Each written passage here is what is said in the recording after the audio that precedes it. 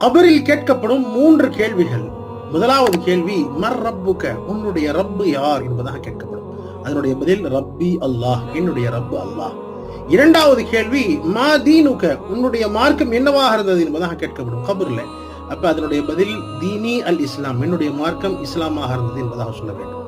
மூன்றாவதாக அன் நபியுக, உங்களுடைய நபி யார் என்பதாக கேட்கப்படும் பொழுது நபியி முஹம்மதின் ஸல்லல்லாஹு அலைஹி வஸல்லம், என்னுடைய நபி முஹம்மது ஸல்லல்லாஹு அலைஹி வஸல்லம் என்பதாக பதில் சொல்ல வேண்டும்.